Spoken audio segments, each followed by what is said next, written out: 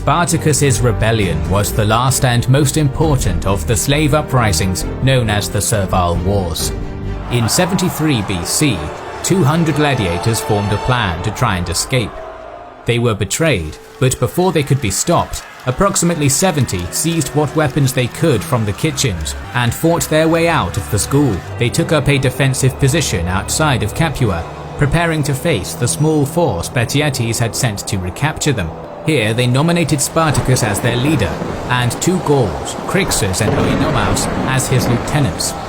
Together, these three led the gladiators in the defense, easily fighting off Batiates' men and taking as much of their weapons and armor as possible.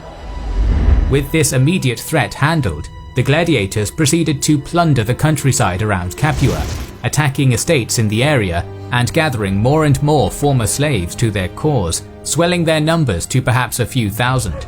As the revolt was happening in Campania, the Senate acted faster than they had in the previous Servile Wars. However, they were still seeing the event not as a full-blown revolt or start of a war, but more as a collection of simple bandits. When they took action, they only sent a praetor, Gaius Claudius Glaber, with 3,000 hastily assembled militia, as opposed to professional legionaries. Glaber was hesitant to attack a trained force in such a well-defended position, and so instead opted to block the only passage up the mountain, hoping to force Spartacus into surrendering. But the latter proved himself a cunning leader. Using the vines and trees in the area, Spartacus's force made long ladders and ropes, allowing them to climb down the steep sides of the mountain without being noticed. Quickly, they marched around the base of the mountain and fell upon Glaber's men from behind. Taken completely by surprise, Glaber's force was almost totally destroyed. A second force, possibly a full legion under the praetor Publius Varinius, was also sent against Spartacus. Furius's force of 2,000 was forced to give battle and was quickly defeated, while Cassinius, leading his men to reinforce Furius, was caught encamped by a river and slaughtered, with the praetor only just escaping with his life. After these successes, Spartacus's numbers grew to almost 70,000, with the captured Roman camps providing still more equipment for his growing army. With his force now considerably larger, Spartacus felt confident enough to spend the remainder of the year raiding southern Italy, including Nola, Lucaria, Thurii, and Metapontum. These towns did try and put up some resistance, and in one of the raids, Oenomaus was killed, but Spartacus's force was so large and still growing that it would be effectively unstoppable, save for with a consular army. The Senate did indeed decide to send both their consuls, Lucius Gellius Publicola and Gnaeus Lentulus Claudianus, with consular armies, 20,000 men each, to handle what the Romans finally realized was a large and organized revolt.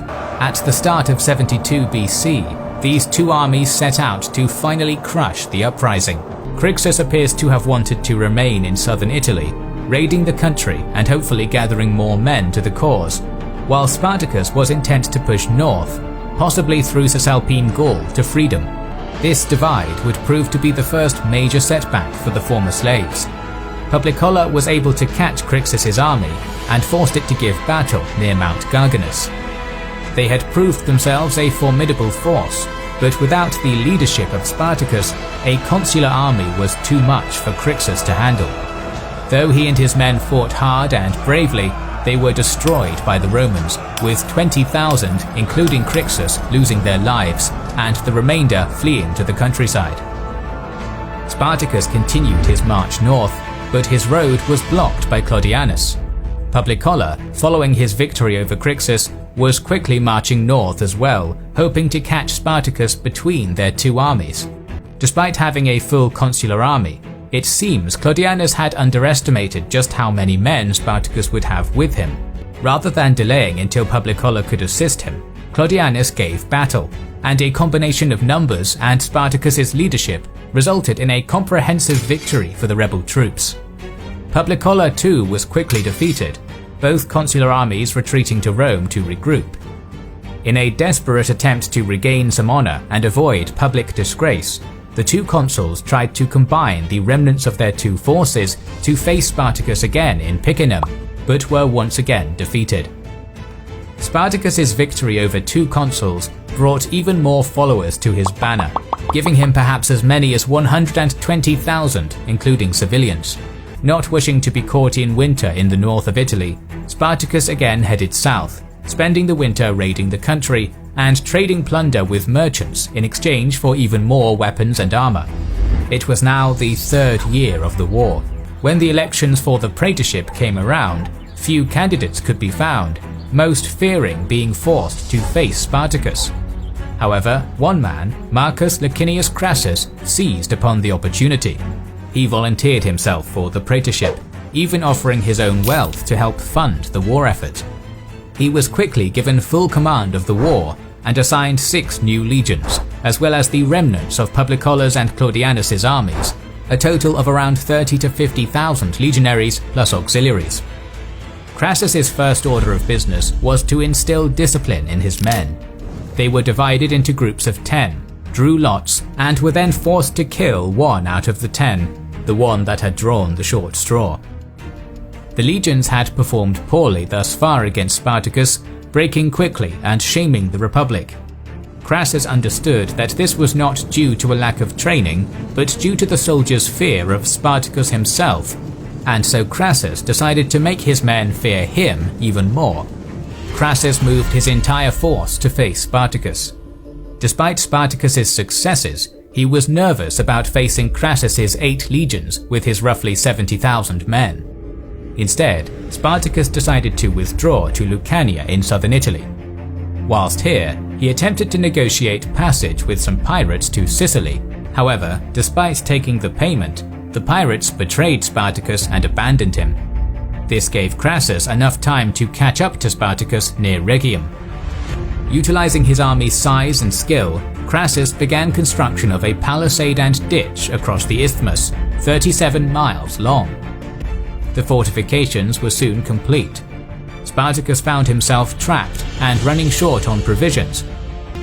Assaulting the fortified legions seemed hopeless. Fortunately for Spartacus, however, a fierce snowstorm blew in one night, hampering visibility. Seizing the opportunity, Spartacus again focused his army on one point in the line, filling the Roman ditch and overrunning the palisade, slipping away with 50,000 men into Lucania and trying to push to Brundisium. Just as Spartacus's army was about to reach Brundisium, they heard that Lucullus had landed in the area with reinforcements. Spartacus desperately tried to make a truce with Crassus, but was scornfully rejected. Instead, he started marching his army north through Campania to try and escape, but once again he got word of Pompey's army from the north. This proved to be the final straw. For 3 years now, Spartacus and his men had fought as free men, and they had no desire to return to being slaves. But now, with 3 armies closing in from all sides, escape and so freedom seemed impossible.